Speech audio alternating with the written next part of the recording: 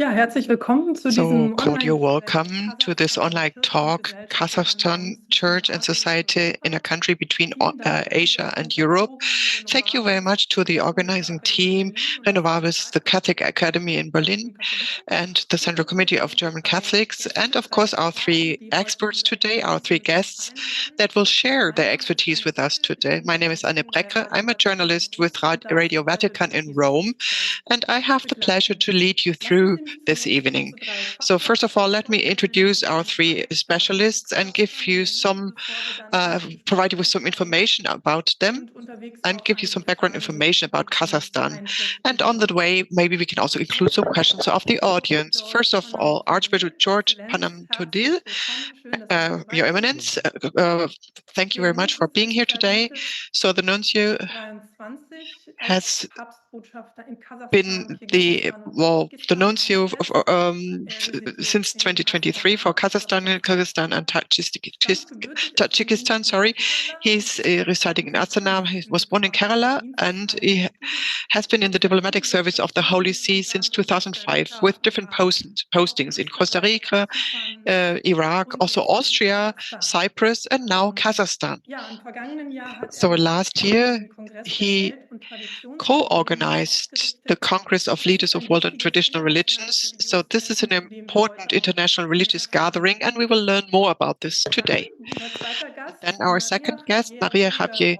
Auch vielen Dank und Pugarolas. ein sehr So also a herzliches thank you to you, and Willkommen. also a cordial welcome Sie to ist you. Vorsitzende der So she's the chairwoman of the Kasachstan-Stiftung für Kazakhstan Kultur, Foundation for soziale Cultural, Social, and Hilfsbereich mit Educational Sitz Development, in based Almaty. Das in ist eine Handels- Almaty. und Kulturstadt So in this is a trade Kasachstan. town, Und ihre a cultural town Stiftungsarbeit in unterstützt Kazakhstan. dabei And Frauen so und sie they kooperiert promote dafür women, mit they empower women, and she's Regierungsinstitutionen cooperating durchaus with government auch mit institutions, privaten Unternehmen. NGOs, and also Sie kommt private gebürtig aus companies. Spanien, Originally, ist she comes from Katholistin und Spain. She's kam a Catholic, and 2003 she came zunächst to the als country in Ingenieurin für 2003, eine first as an Baufirma in engineer for a und hat construction danach company, entschieden, ihr and then Know-how für Frauen she im Land decided einzusetzen to share her und know-how Erfolg with women, überheblich zu machen. and we will see that she's quite Und ja, Frau successful with Pugarolas that. ist Projektpartnerin So von she's a Renovabis. project partner Also of das Renovabis. Konzept fördert in Kasachstan ja So bereits seit 1993 Renovabis zahlreiche since Projekte. 1993 Wenn has Sie been das sponsoring interessiert, können Sie different gerne projects in dazu auf die Kazakhstan. Homepage von And if you're Renovabis interested in gehen. Da that, gibt es just Informationen. click on the homepage and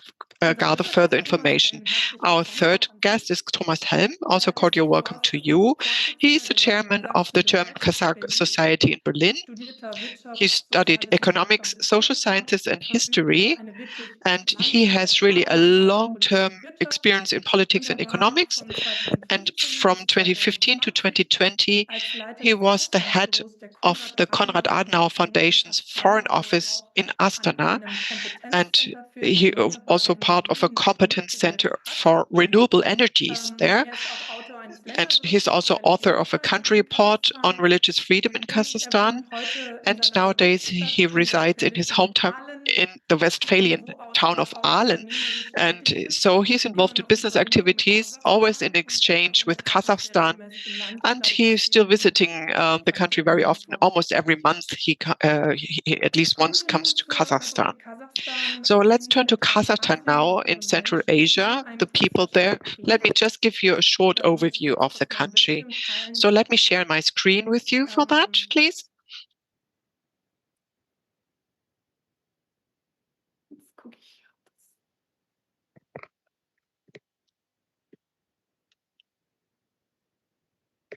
Ich glaube, Sie sehen, ne? I think you can see that now. I think you can see the map, right? Yes, thank you. Great. Good. Also,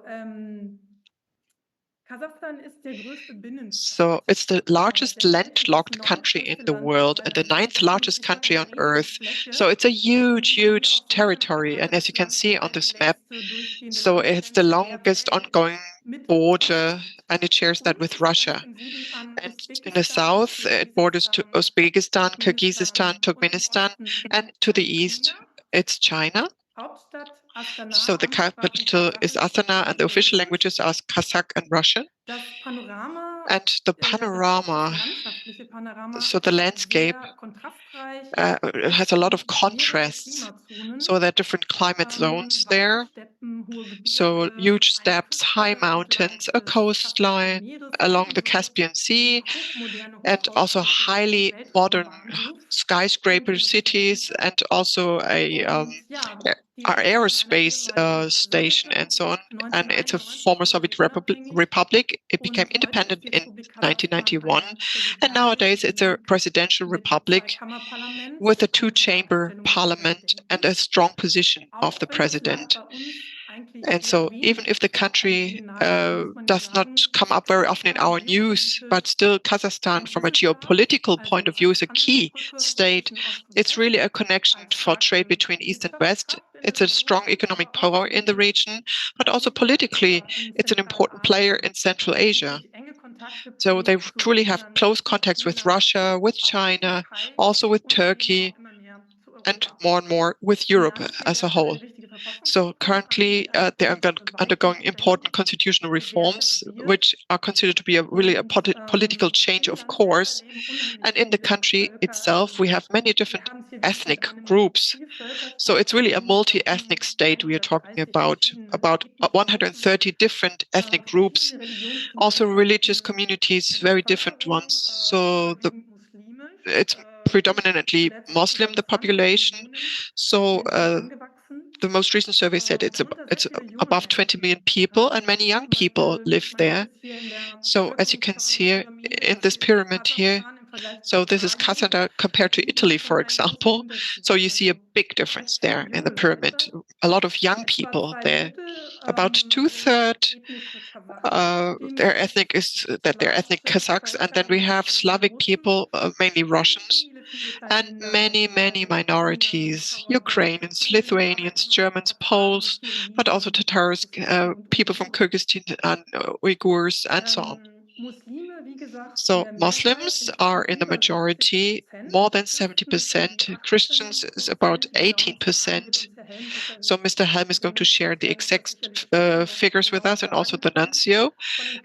And of the Christians, the largest part is Russian Orthodox Christians. So they refer to the Patriarchate in Moscow. And so the Catholics are really a small minority of less than 1%. So here we have an overview of the religious groups. Maybe we get back to that later. And as far as the Catholic Church is concerned, well, in figures, it's 117,250 people. And so it's successors of Germans, Poles, Ukrainians that were deported under Stalin. There were several waves of expulsion at that time. So John Paul II, in the year of independence in 1991, founded the Catholic Apostolic Administration, which has been moved over to Paraganda now, which is in charge of the training of priests and is very important for the whole region. So I will not talk too long here now, but what is interesting from an historic point of view is that the Christian traces, they date back to the 2nd and 3rd century, where the Assyrian Church of the East moved along the Silk Road. So this is also a very interesting story, really. Of course, it's a bit going too far maybe in this framework here now, but all in all, according to the constitution, it's a secular state that grants freedom of religion under strict conditions and at the same time promotes interreligious dialogue at the highest level. So it has a growing economic power, and so raw material extraction is important. We talk about oil, gas, coal, uranium, ores, and rare earths. And so they are exported to the region and also to the EU. And it's considered the wealthiest country in Central Asia, actually. To what degree this development and the well-being really gets to the population is another matter, and we can discuss that certainly in the framework of this meeting here now. So just a short overview of Kazakhstan here now. And now I would like to start directly with the conversation with our guests. Kasachstan ist ja nicht unbedingt So jedem in Kazakhstan Europa ein Begriff. is Das not reicht schon something mit that dem everybody Flug knows von about. Frankfurt So you 13 Stunden get on Richtung the plane Osten on Frankfurt, zieht sich you dann fly for weiter 13 hours to the für ein east, riesiges and Land then unter einem auf a mit huge country unterschiedlichen opens up Klimazonen, with mit different einer climate unheimlich zones, großen with ethnisch und religiösen Vielfalt, enormous diversity of different Frage an ethnic Herrn groups. Helm. So my first Sie question would kennen go to Mr. Kasachstan Helm. ja schon lange So you und have sind known bis heute Kazakhstan for a regelmäßig long time dort. now, Was and you have been fasziniert there Sie so regularly. besonders So an what Ihrem is Land? most fascinating for you regarding this country? Das ist vieles. Es Oh, ist many im things, Endeffekt really. die rasante Entwicklung, die es So it's genommen the hat, auch very rapid wirtschaftlich. development, also Ich the bin, economic deshalb darf ich an development, dieser Stelle schon mal and sagen, I am froh, dass es sich hier um eine very pleased Veranstaltung that über the, Kasachstan handelt. we talk about Kazakhstan Vielfach here now, wird because das very often, teilweise and in der this sometimes Berichterstattung so in schwierig. reports Wir makes it so hatten difficult. It's Berichterstattung, very often the reports irgendwelche deal with besonderen Filme, Reportagen immer über so Zentralasien gezeigt. documentations. It's Und always dann wird about immer so Central getan, als Asia, ob and then people always Zentralasien auch pretend that wirklich Central integrated Asia, wäre. Das that ist es this nicht. is Und really a Zentralasien ist unified diverser als die thing. Europäische Union. But Central Sowohl Asia is was die larger Art and und more Weise diverse than the angeht, wie European man sich Union, international actually. verhält. So, Kasachstan ist especially ganz anders in the way how you unterwegs. behave Zum Beispiel internationally. Turkmenistan, So, Turkmenistan is was completely different to die Kazakhstan, for Entwicklung angeht, example, was die also as regards the Wachstum economic angeht. Was development, mich an also the per Kasachstan capita income. eben wirklich So, fasziniert, what ist really die fascinates me with Vielfalt, die ich dort Kazakhstan is the kennengelernt habe, diversity that der I ethnischen encountered Gruppen. there, the many different Was mich ethnic groups. sind die And what me Landschaften, die fascinates me is the unglaublich reich sind landscapes, this und huge wirklich vastness eine of the country, rasante Entwicklung, and a wenn man very sich rapid überlegt, development. If you consider 1991 that in 1991, und wo das Land heute steht im Jahre where 2025, they das ist stood at that time and where gigantisch, they was stand da now in das Ganze passiert 2025, ist. this is Einsatz really nur incredible what bis has developed here. 2015 nach So Astana in und wo es jetzt bezogen 2015, darauf I technisch heißt moved to Astana. 800.000 At that time, it Einwohner. was Heute hat es 800,000 people 1,6 living there, and Millionen. Das now it's heißt eine Verdopplung 1.6 innerhalb von million. 10 Jahren. So they doubled the Wer number of weiß, was inhabitants das of the kommunalpolitisch town. auch If bedeutet, you know what that wenn eine means Stadt for the sich verdoppelt in municipalities, der if Größe innerhalb the von 10 figure Jahren, doubles within 10 dann years, weiß man, was einem then noch you know passieren kann, was die what Herausforderung ist. is so fascinating about this country, and Frau also Brugge-Rolle, the Sie challenge. haben, als Sie Miss 2003, Progerolis, when you came 2003 to Kasachstan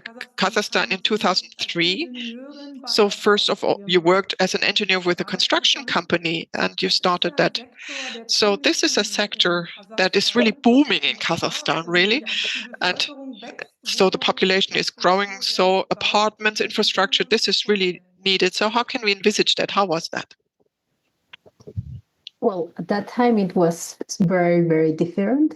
So the way even the construction was done, I remember we needed to bring everything from Europe, every materials, every equipment. So it was crazy working in construction at that time. Now you have everything, and you see how the economy is really running fast in that sense. Yeah. And also the preparation of the people working at that time and now you see a lot of young people that are very well prepared, that most of them they have had our master degrees or their bachelor's degrees in a foreign country, and they have gone back and they are bringing a new mindset, they are bringing new energy, they're bringing new ways of doing. So for me the most fascinating thing is how the transformation is happening quietly through people, not headlines, but through these people who is doing these things day after day. Mhm.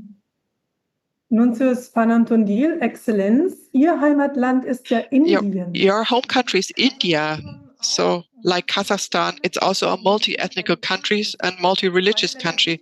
So both countries historically, via the Silk Road, are connected. So they have a long history with each other. So do you feel a little bit at home in Kazakhstan as an Indian person, or would you say there are not so many commonalities with India?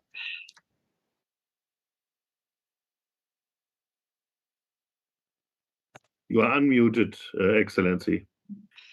I think you have to unmute yourself. Sorry. It's an interesting question. The vastness of the country does not surprise me because I'm from India. That's true. And also the the variety of ethnics and groups also, it's very interesting. So that doesn't surprise me. It's a completely. It's also there are also some similarities with Kazakhstan from India, because this the whole area. It was originally evangelized in the first centuries from the Syriac tradition churches. So there is also a connection between that. The Central Asia was evangelized at that time by the Syrian-speaking communities in the Middle East, actually. So there is also this historical connection from the Middle East towards India and towards Central Asia. So it's a very interesting place in that sense. Mhm. Yes. Wenn wir uns jetzt mal die ethnische und religiöse Vielfalt So if I have a look at the ethnical and religious diversity in Kazakhstan, so there is a majority of ethnic Kazakhs, mainly Muslims, and then there are a large group of Christians, but they are mainly Russian Orthodox. And then there are many small ethnical minorities, Catholics of different denominations, Protestants. So it's a multi-confessional ethnical state. So how is this reflected in daily life, and how is the cooperation of these very different groups there? Mr. Helm, maybe you could answer this first of all. So many things have grown historically, of course. You have to see that. So the Germans that are there have came in two waves, a small part around the turn of the century, because so from Saratov, from the Volga Republic, that's where they came from. So there was fertile soils. So many came as farmers at that time. So about 150,000 Germans. And then the next wave was the deportation by Stalin of August 1941. So the expulsion towards Siberia and the Central Asian republics. So that's the one group. And so this contributed to the diversity. So there were a community of faith at that time, of course, together with the Kazakhs, who were also under pressure at that time. So they were first to settle there at the beginning of the 1930s and the Soviet regime, and many starved really to death. So there was a huge famine at the 1930s, something similar to what we had in Ukraine there. So they took everything from Ukraine at that time, and so they were first to settle there, the Kazakhs, and they were not farmers at that time. They had nothing in their hands. They used to be nomads before that. And so this led to many people starving from death. So that was a community of faith between the Germans and the Kazakhs. And in the 1920s, many people came from Korea. So the Koreans also mainly came when Korea was occupied by the Japanese, for example, then. And so they also developed something specific. Many Koreans worked in the construction industry, actually, and they're quite successful in the Kazakh economy nowadays. So you talked about the majority society. So this was not the case in the 1990s. So the Kazakhs were a minority in their own country. It was about 40% of the share, and 35% were Russians at that time. And this has changed now. The share of Kazakhs, as you rightly said, it's 2/3 nowadays. And the Russian share is a bit below 20% in the meantime. However, if you go to the northern areas like Petropavlovsk, and for example, it's still a Russian majority there. So this means on the one side you have ethnic diversity, but so you have clear focal points there where different ethnic groups settled and so on. And so this creates quite an interesting picture then. So the Kazakh state, according to the constitution of 1995, is secular. So which role does religion and religionists play? How strong is the Islam, which is the religion of the majority? How much is that part of the national identity? So a question to the nuncio, please. I would like to add also this: when we speak about the people of Kazakhstan, we have to differentiate also. There are different tribes in in Kazakhstan. And then there are different ethnic groups. The tribes are under different three categories mainly, the senior, middle, and junior. And it's like 25 tribes, different tribes. So there is this, which are original Kazakh tribes. And then, as Mr. Helms said, the other groups which were coming, like all the others, right? The Uzbeks, Ukrainians, Tartars, Koreans, all other groups. So this is just wanted to add to the previous question. And regarding the religious aspect is that the government of Kazakhstan, the Republic of Kazakhstan, really wanted to have an harmonious society where the religions can talk each other and understand each other, and that is mainly promoted in a very from the part of the government. It's a policy of the government to each one practicing the religion and be open to other religions. So whichever religion one belongs, it has to be open to develop a culture which is open to the other religion. So it's really promoted by the government of Kazakhstan. That is, and the main platform by which it happens is through this Congress of religious leaders and traditional religions, which happens also the last year. So this happens. So this is a forum where the official policy of the government of Kazakhstan is to promote this harmony among the religions. And that is why also the Pope Francis came here also to participate in that forum. Dazu werden wir später noch kommen. Yeah. Jetzt mal einen Blick auf die We will talk about this in a moment then, but let's have a look at the Catholic Church in the country, because it's just one element in this huge mosaic. So about 117,250 Catholics at the moment. So that's a very small share. So which role does the Catholic Church play in Kazakhstan? So where is it visible at all, Nancia?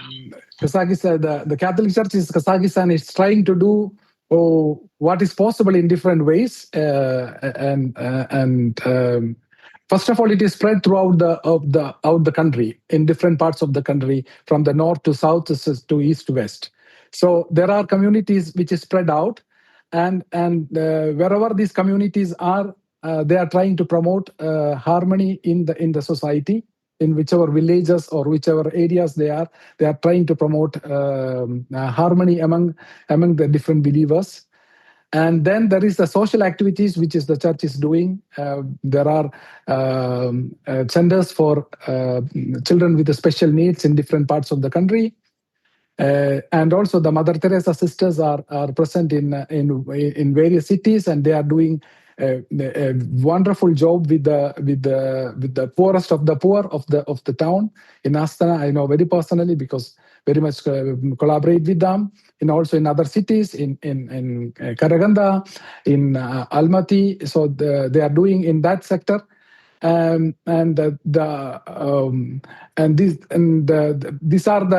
also we have a school run by the fathers from Austria, Kornevka. There is a school which is run by the fathers.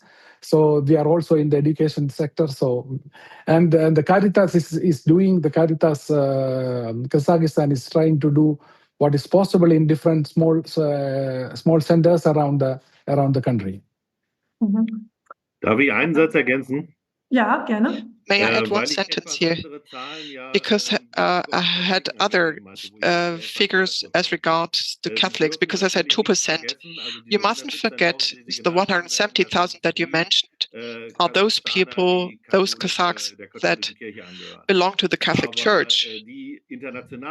But the international people in many areas would also have to be included, especially in cities like Astana, where they make up a lot of the life in the parishes. I was also a foreign person there, and I was a member of the Catholic Church. But so, of course, you lose them every couple of years again, because there's an exchange of people with very often it's also diplomats and so on. But of course, also new people will come in that are expats from companies, so they also come in. And so the life in the parishes, they are important part of the life there. The Catholic Church in Kazakhstan is an interesting story because when the Kazakhstan became independent, there was 1,200,000 Catholics, which is now reduced to this. So it's a very peculiar situation where the church is adapting itself to this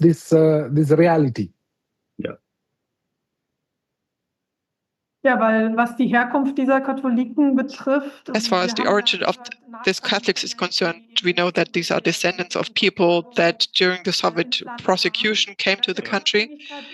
So the independence, for example, but now people leave the country. Well, there are also people coming into it, but there's also the problem that people leave the country now. But this is mainly over that people leave the country. So in 1991, it was 1.1 million Germans that are there, ethnic Germans. It's about 200,000 that are still there. So 800 to 900,000 really resettled to the Federal Republic of Germany. So it was a lot of Protestants, but also Catholics. So that's what the nuncio talked about, of course. But from a very practical point of view, so it's about 100 priests, for example, 117 people in orders. That's not much with such a huge country. How can we envisage that? What kind of challenges are they confronted with, the whole Catholic Church at the moment in Kazakhstan? Excellency. There are a lot of challenges, right? The challenges are, first of all, we need missionaries, right? We need a priest to take care of, because the distance between the parishes are so wider, so distant. It's like 400 kilometers between one parish and two other parishes. There are even parishes which are like 800 kilometers difference. So it's very difficult and also this is also a challenge for the priest who are staying there, right? There is to make a community life or to have a spiritual closeness with another priest. It's very difficult, right? So it is one of the challenges is that we need priests to work here, and with the supplementary agreement which was signed between the Holy See and the Kazakhstan, and the government of Kazakhstan and facilitated the residence permit for the priests and the sisters working. So they can have a permanent permit of residence according to this agreement which was signed in 2022. So it is that we need a priest. And also there are vocations from Kazakhstan. It's like around 12 priests already from Kazakhstan we have already. But we need more priests and also sisters to work in Kazakhstan. That is one of the main challenges which is before us.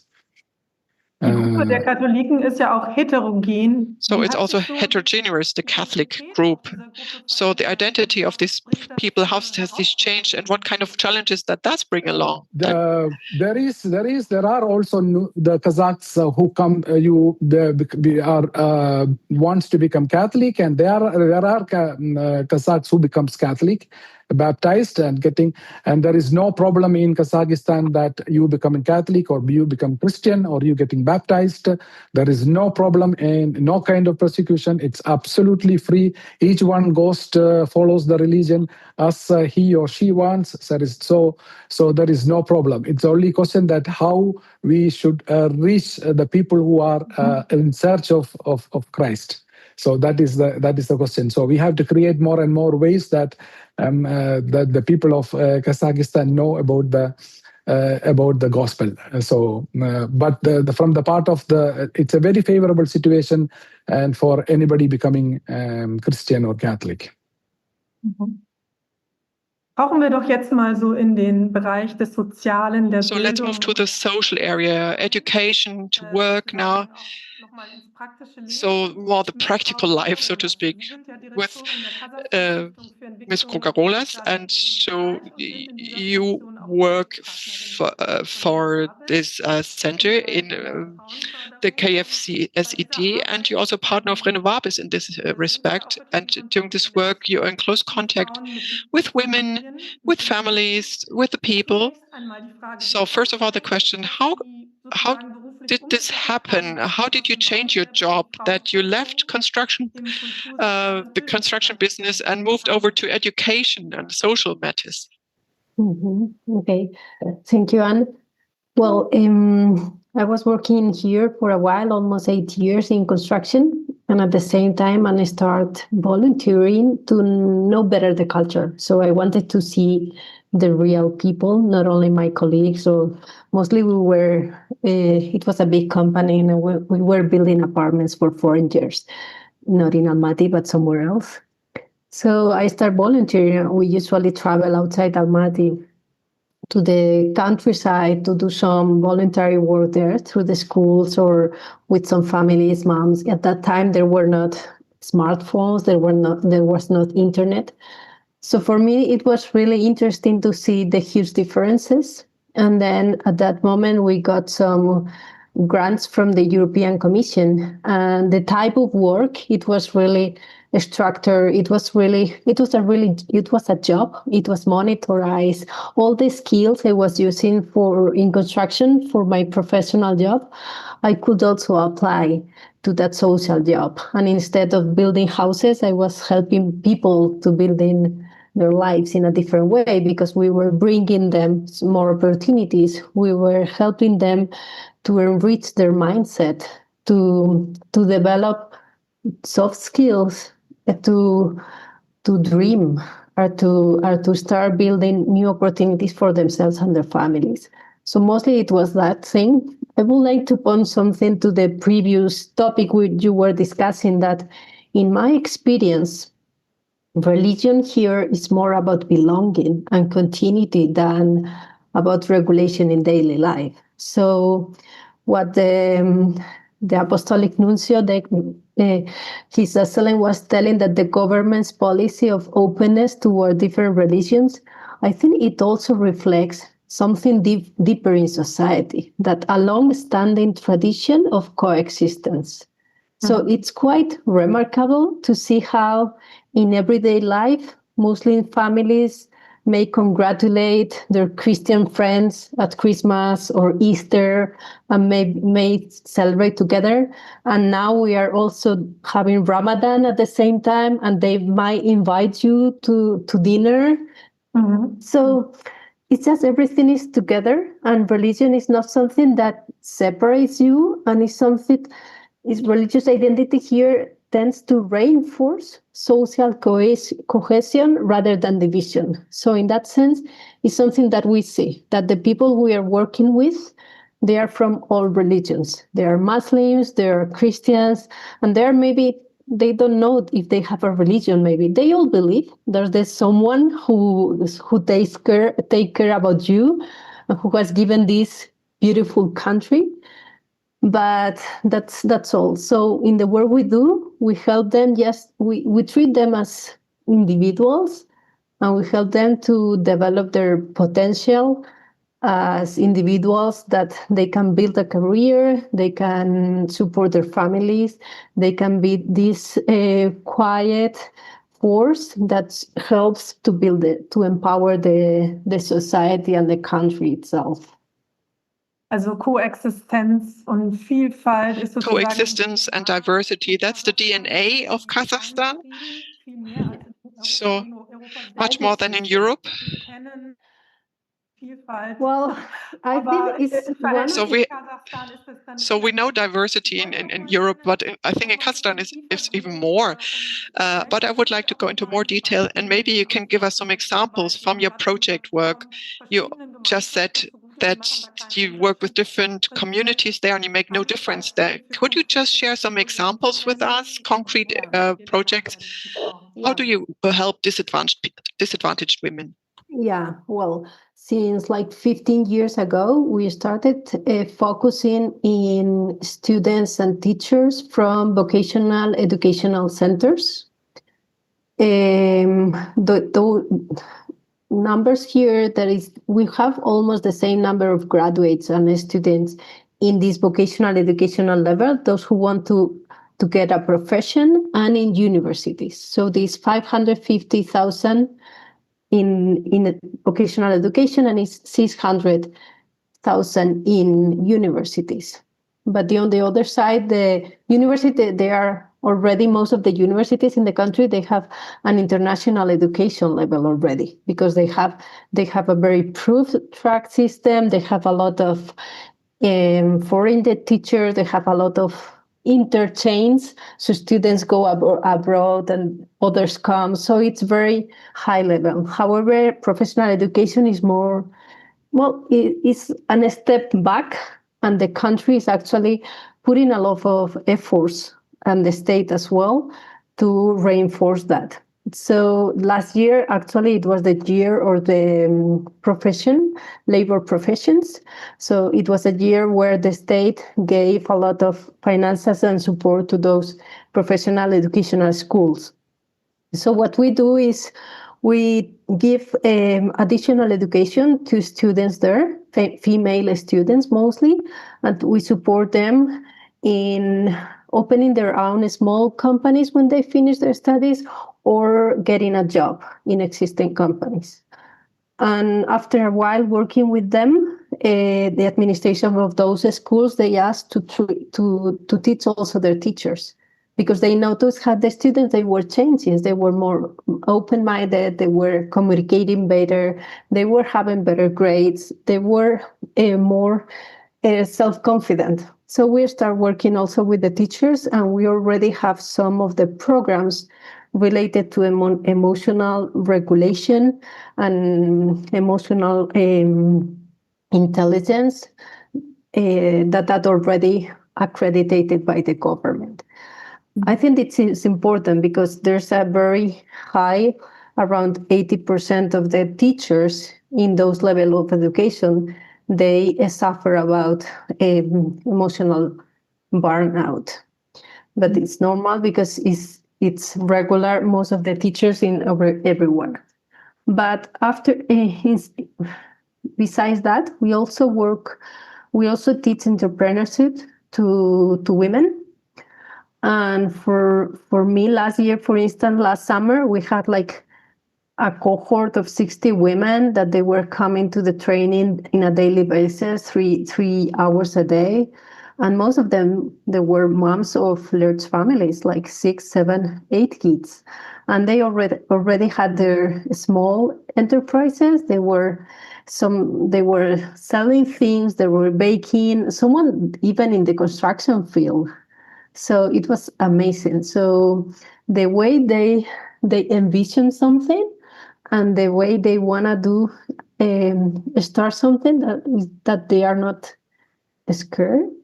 Maybe sometimes entrepreneurship depends more on it's not about opportunity but necessity, because they want to give to their children as much opportunities as they can, but at least they do it. Mm-hmm. And as an example, I would like to share the story of Fatima. It was one of the girls, but we have lots of them, that in the first groups, she was in a professional school to become a cook, and her family didn't want her to continue that professional school. They said to come to our program. They said, why do you need to go every day for so long to the school? You will get married very soon and you don't need that.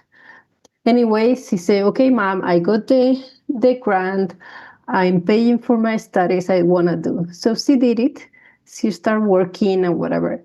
And last year I met her and she told me, I have 2 children. They're beautiful, but my husband now, he cannot work anymore. She had an accident and he's invalid.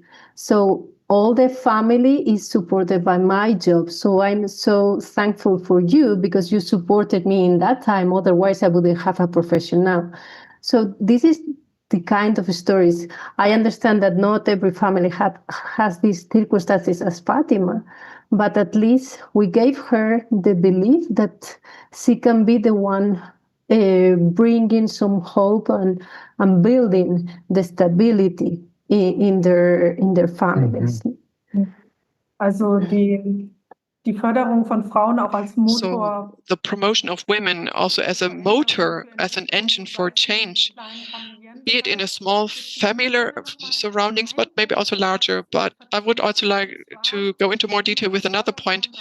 When we have a look at Kazakhstan, so the economy is growing, but how is it for the population? Do they have access to education, healthcare, other social infrastructure, and also the question of equality of opportunities? Would you say there's an equality of opportunities for all ethnic groups, religious groups, or are there certain groups that are at a certain disadvantage? Because your projects are oriented at disadvantaged women. So what kind of disadvantage do they suffer? Mhm. About education, I will say that literacy rate is 99%. So education, school education, and women represent over 60% of university graduates. So I wouldn't say that there's some gap there. Opportunities there are there, and there's a high female participation in tertiary education as well.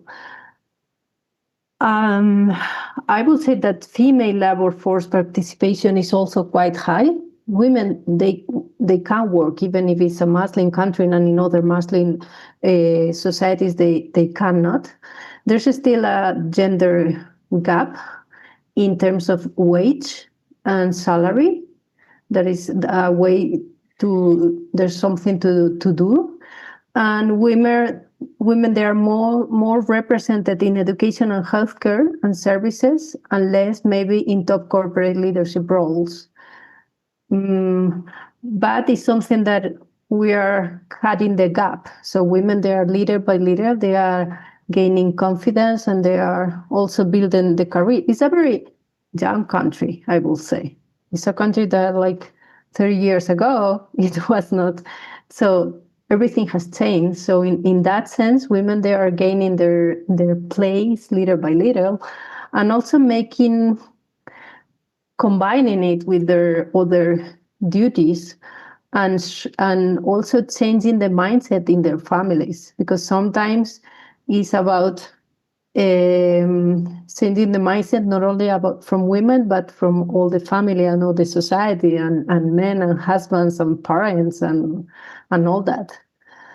Yes, we're working with vulnerable, but I wouldn't say vulnerable because there's not vulnerable people in that sense. I would say people with less opportunities is the people we are working with.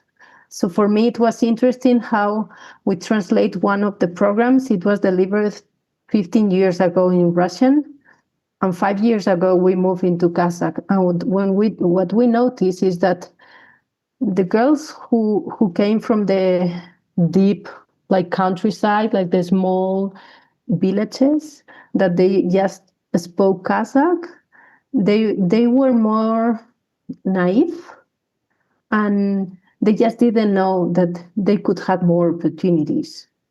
So they only know about the life that maybe they've seen in the small village. So it's more, what we do is more about showing them the spectrum of opportunities, everything that they can do, and helping them to believe and to understand that they have a huge value because they are.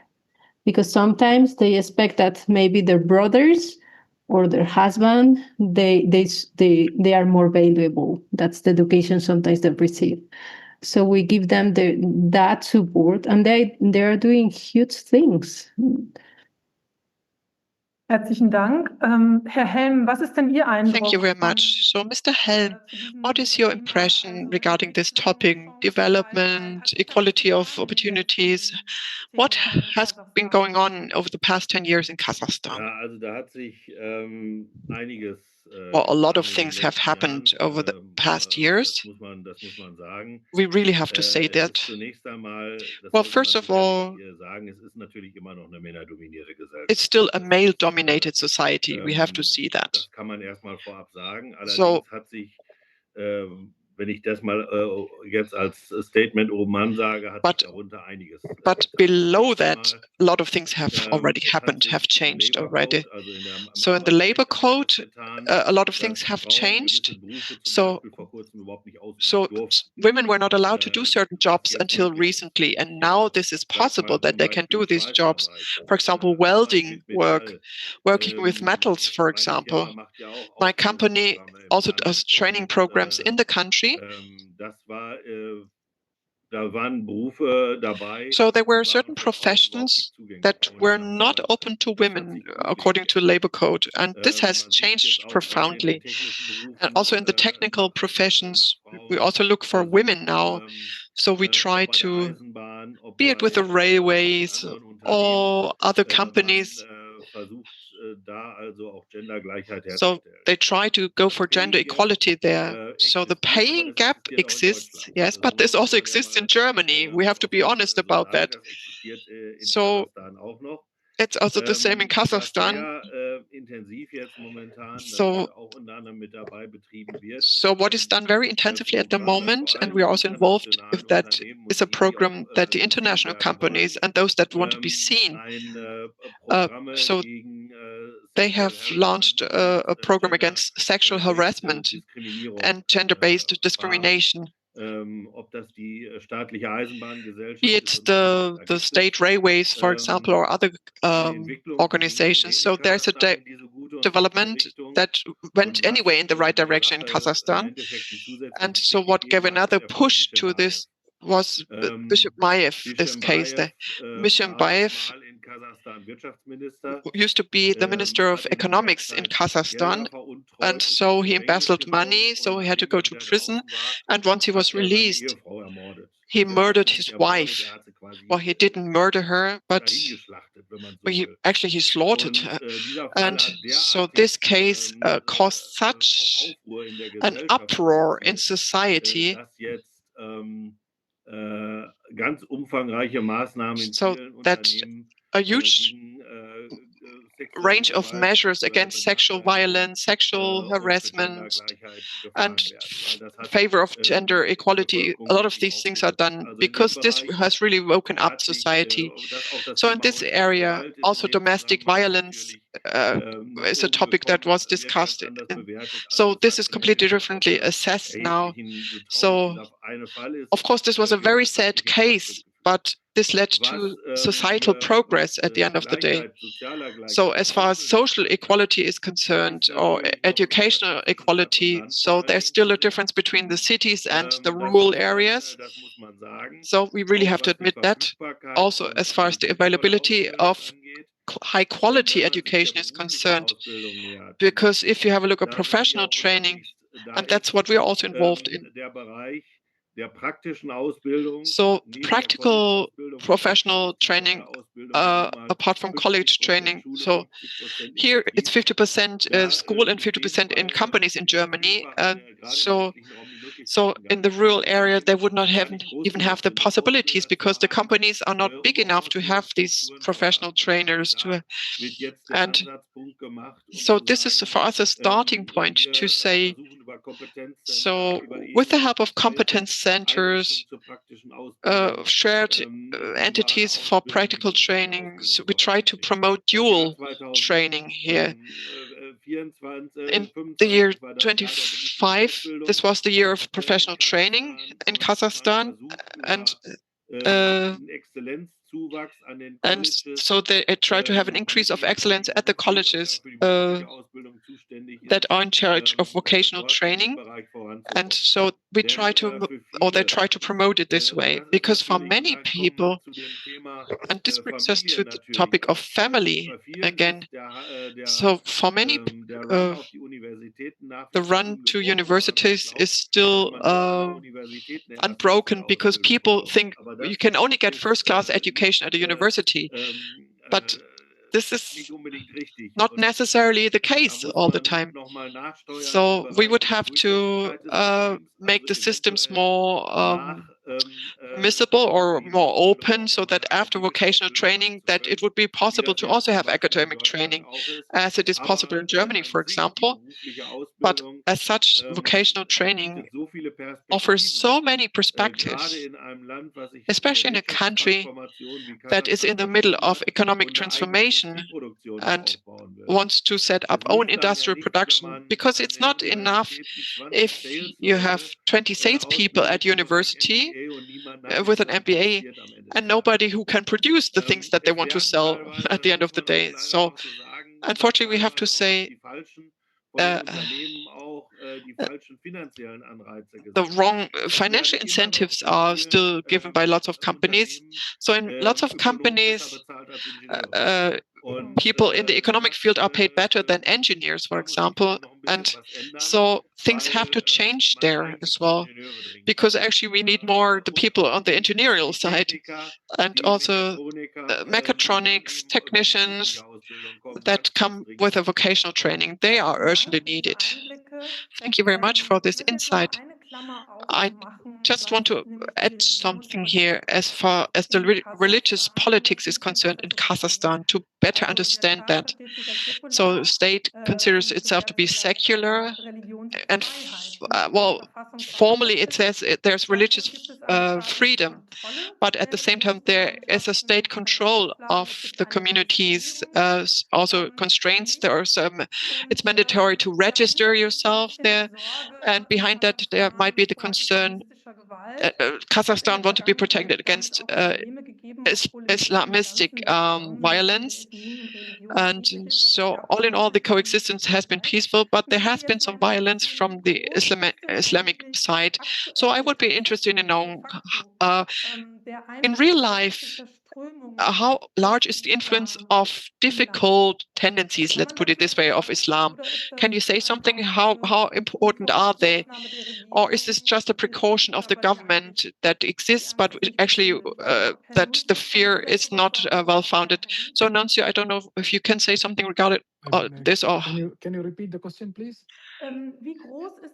So how big is the influence of tendencies of Islam that give reason for concern? Because the policy of religion, also the strict control, that has a reason after all. So is this well-founded, this fear? Would you say that there are some dangers? Are there some dangerous tendencies in Islam, or wouldn't you say it doesn't exist? The state wants to keep it as a secular country, and they want to be a separate between state and religion. At the same time, the state promotes that each one follows its own religion. For example, there is a message at the beginning of Ramadan. There is a message by the president to the Muslim community. There is a message of the president to the Orthodox Christian community, because that is a bigger community at the beginning of at the time of Easter, Christmas, etc. And regarding regarding the whole of Kazakhstan, the Kazakh people, from my impression, that is my personal impression, is that they are still looking to identify themselves with a religion, because there is this apart from the Islamic religion, there is also this Tengric religion or Tengism, which is really they consider the sky as the god, and there is this a whole culture of nomadic religion, which is somehow with their culture. So they are actually they are trying to find their own identity, practicing the prominent religions in the region. So it is majority are Islamic Islamic religion. It is true, but at the same time there is the particular Kazakh element in Islam itself. So it's a slightly particular version of Islam, we can say.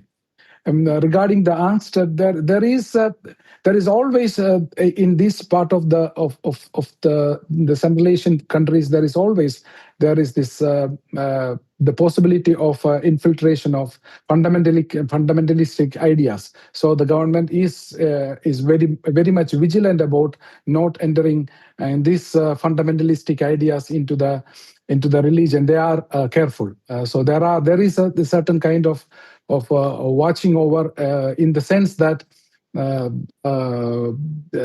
there could be elements of fundamentalist principles not to enter. So there is this checking on. Eine Besonderheit ist ja, dass die Regierung One proaktiv specialty is that there is an active contribution and promotion of interreligious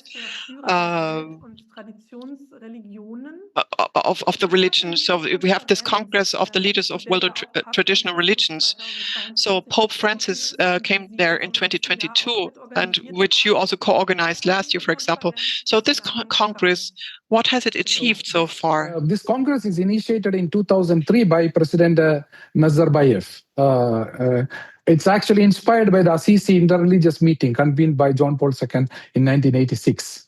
So this is, and that is the beginning, and which was reinforced by the visit of John Paul II in Kazakhstan in 2001. So the first Congress is after 2 years after the visit of John Paul II. It is in 2003. And it was attended by 17 delegations and 23 countries. But now it is up to this 150 delegations and many countries, right? So this platform has grown from the small platform into a very global platform. And we are very happy to say that the Holy See was assisting the Kazakhstan in the whole process, in the whole development from the beginning, from 2003. And it's a pride. It's a matter of pride that it is also gets its movement from Assisi. And regarding that, it's very interesting that when we go for interreligious dialogue, you talk with the muftis or you talk with the people from the church, etc. But when we go for interreligious dialogue, we are speaking with the president of the parliament. Who is making decisions, who making laws. So this is a completely different feeling when you go for interreligious dialogue. Because here we are talking with the people who make day-to-day decisions for the country. So it is, first time when I participated in this meetings, I had a very different feeling than going into an interreligious meeting where everybody speaks about their own religion. But here we are speaking about the leader of a country who wants that everybody talks to each other and understand each other. Darf ich vielleicht an der Stelle noch mal was ergänzen? Gerne. Weil das Ganze ist ja nicht vom Himmel gefallen, sozusagen. May I add something? So this has not fallen from heaven. So President Nazarbayev in 1997 and 1999 went to Rome. And so with John Pope II, he talked to him and said that he want to have an open, multi-religious society in Kazakhstan and asked Vatican for support. And so John Paul II, he really appreciated very much that he came to Kazakhstan in 2001, and it was a couple of days after September 11th, and nobody went on a plane on that. All planes, everybody was afraid of terrorism, and he came on that particular time. I think it was the 18th of September or something like that, really only a couple of days after the 11th of September 2001. And this is so the Kazakh state said,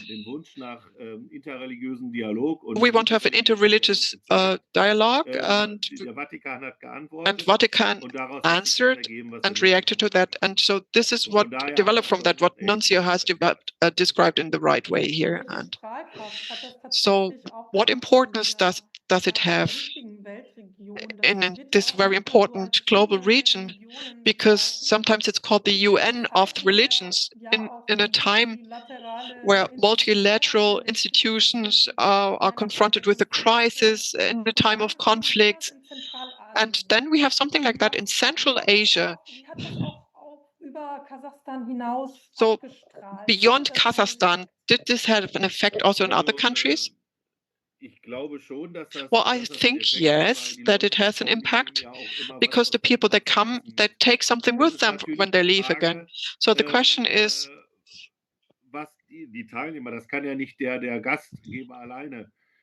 so it's the host cannot determine themselves what should be talked about.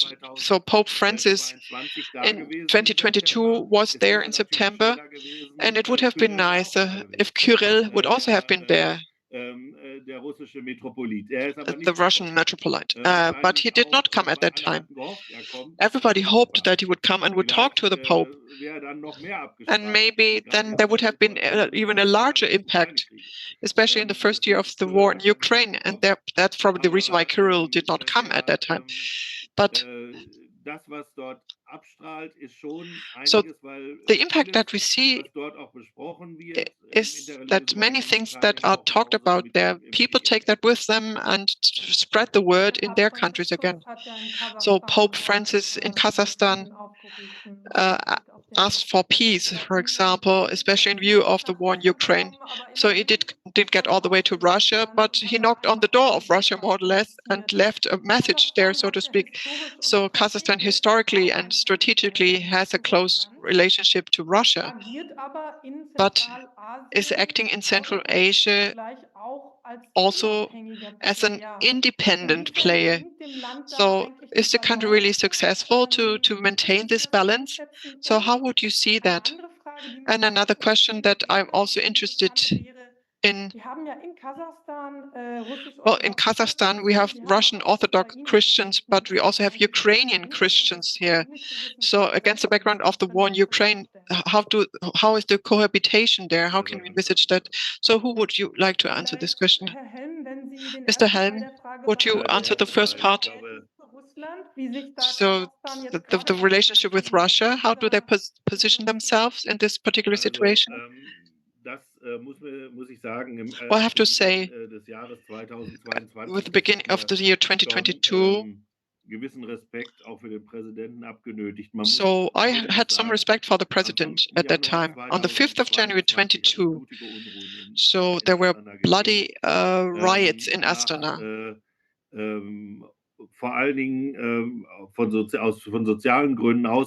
Especially for social reasons. It was the increase of prices for liquid gas.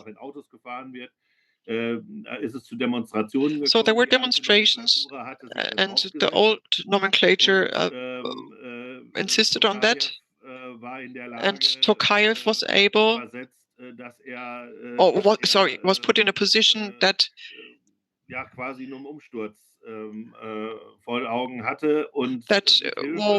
they were not sure whether there would be a revolution or something. And the Russian-dominated organizations for collective security, so they stopped this upheaval. So clearly Russian-dominated. And a couple of weeks later, there was a question by Putin. He asked whether they could make available some soldiers to participate in the war in Ukraine, and then to say, no, we won't do this. So that was quite not so easy. And so, and he did not just refuse to send soldiers and excluded any Kazakh soldiers to participate in this war, but he also founded a committee to assist Ukraine, right? So at the Economic Forum in Petersburg in the same year, Tokayev has clearly stated that Donetsk and Luhansk will not be acknowledged, in contrast to what others said. So from this point of view, with the experience of what happened 6 weeks before on 5th of January, I have to say that he really exposed himself to quite some pressure at that time. Putin auch, glaube ich, bis heute nicht verziehen And hat. Putin, I think, has not forgiven him for that until today, even. Exzellenz, die Frage an Sie. Excellency, the question to you, how about the coexistence between the Ukrainian and the Russian Orthodox Christians in Kazakhstan against the background of the war? There is not so much of tension in the sense that the numbers are very, very, very less. Those majority of the are Russian Orthodox Orthodox Christians are there, and the Ukrainian Christians are very minority. For example, so I don't have no information regarding any kind of tension existing in the between the Ukrainians and the Russian Orthodox Church in Kazakhstan. Whereas we have a very good relationship with the Metropolitan of Kazakhstan, the Orthodox Metropolitan of Kazakhstan, Metropolitan Alexander. We have a very good relationship, very, very cordial and very friendly and very brotherly relationship with the church in the Orthodox Church in Kazakhstan. And we have the Greek Catholic Church, which where different traditions of Oriental Catholic churches are participating. There are some people who came from not very big numbers, but some Orthodox Christians also started coming into the church, into the Catholic church, but not very big numbers, right? So I don't have no information regarding any kind of tension that is existing between the Ukrainians and the Russians among Orthodox or other Christians. Vielen Dank. Herr Helm hatte die Proteste angesprochen. 2022. Thank you very much. Mr. Ham talked about the protests in Almaty and other parts of the country. So there were more than 200 people that were killed in that. So it's not that long ago. So how would you assess that the government, the population, what support does the government have in the population, among the people? Which problems are there, or what led to these protests, and how large is the desire of the Kazakh population for democratic changes at the moment? So I would like to ask Ms. Brugger-Rolas this question. I think you were in Almaty in 2022 when this happened. Yes, I was in Almaty in 2022. I would say that as someone living in Almaty and having a lot of people around me and knowing a lot of people, everyone was nobody could understand what was going on. That was the feeling in Almaty, that it was something that was orchestrated. It was not a social revolution. People was so upset that was happening in the country, because Kazakhs, they are not revolutionaries. They don't go outside. It didn't have even, there was no meetings. So suddenly from that one day to another, the day after Christmas, to start killing people, no, that was orchestrated. And that was, I don't know when we will know the truth. But what I see, there's the population, like the normal people, the medium layer, they really were upset that it was something that were groups that were organized to create these disorders. Mostly in Almaty, that was one of the worst cities. Here, the president house, it was burned, and also the mayor house. And the president house is not there anymore. There's a park in that place, and there were a lot of people. So who died and who suffered, but there was people who came to the city to do that. It was not the regular Almaty people, citizens who went outside. And what I felt that the government, they start controlling everything in the beginning with the communications.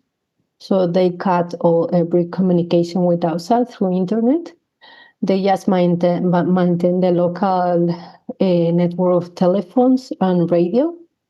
So for 14 years, it was difficult. So it was the way to stop these organized reunions of people, so they couldn't communicate through internet, WhatsApp, or whatever. And that's my point of view. What I feel is that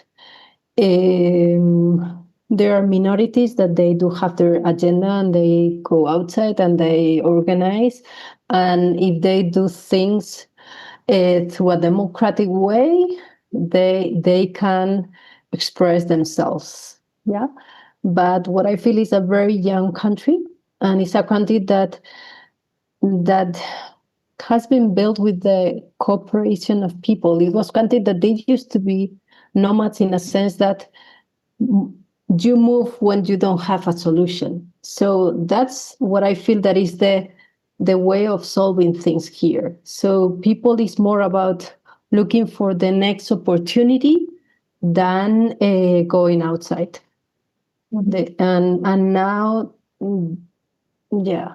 So and now the society is getting strong with Tokayev. I can say that there's more confidence that we are talking more openly about the problems.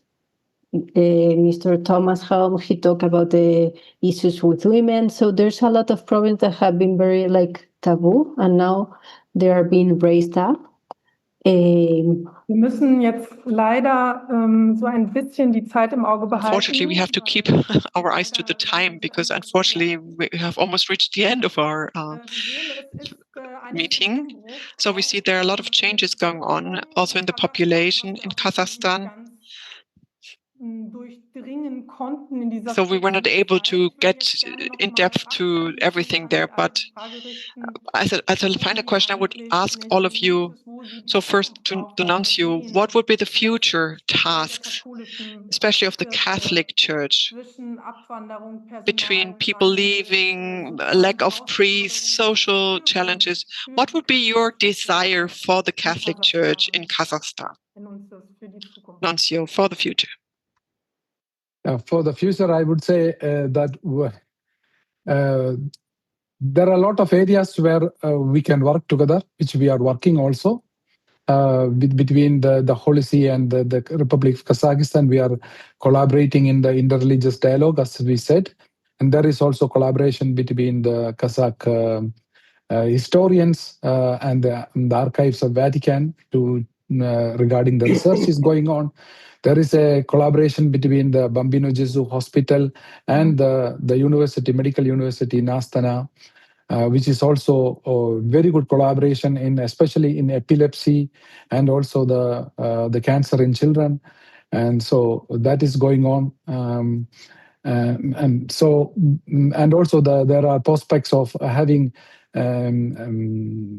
schools or universities in Kazakhstan. There are possibilities also. So there are regarding the future, there are a lot of possibilities where the Catholic Church can come out with a lot of solutions, with a lot of proposals and projects which can come out. And at the same time, regarding the church, yes, there are people going, but there are also people who are coming to the church to become Christians, and youngsters coming. For example, in Astana, there is a group every Tuesday. They meet together, Kazakhs, and so they meet together. They come to know more about the church, Christ, etc. So, and we have to believe that the word of God will keep growing. We have to just sow the seeds. So. There is a lot of prospects for the future, and also in the social sector, we can do many services. So I see a lot of possibilities in the cooperation with the government, with the society, and with the people, with the youngsters. I go to the universities to give lectures, and I see how much they are enthusiastic to know about Christianity, the Christian faith. So there is a lot could be done in Kazakhstan because of their open mind, because of their openness towards the sky, because they are so open, so that the sky is the limit for them. So I see a very bright future for the Catholic Church. it is just going. It was a big, it's a great number. Then it was becoming a number less, and then it take off. I believe that. Ich denke, das war ein schönes Schlusswort. Wir haben jetzt die. So that was a nice final word. So we have reached the time limit. I've seen there were actually Über den Chat keine Fragen. there were no questions via the chat as far as I can Ich tell, denke, wir konnten viele but I Themen think we were able to ansprechen. cover a lot of Ich möchte topics. mich an dieser Stelle So here I would like to herzlich cordially danken für Ihre thank you for your expertise, für diese interessanten Fragen, die wir for the ansprechen interesting konnten. questions Wenn Sie that sich we're weiter able informieren to und deal with. möchten, So if you want to have gehen Sie gerne further aufs information, Internet, gucken Sie visit the internet, Webseite go von to the website of Renovabis Renovabis and of our guests as well, of course. Hier So Augenblick just a noch moment, I have prepared Links something here. Hier. Several links here. Falls Sie sich weitergehend So if you want to have further information, hier then Internet an der richtigen Stelle. the internet will provide you with the according information. And the conference will also be shared in the internet as a stream then, and so you can listen to it once again. So I should like to thank you, also Renovabis, the Catholic Academy in Berlin, and the Central Committee of German Catholics. So thank you very much to the experts for their time and their effort that they shared with us here, and all the expertise that you shared with us. So I should like to say thank you and goodbye, and see you next time at Listen to the East with Renovabis. Thank you very much.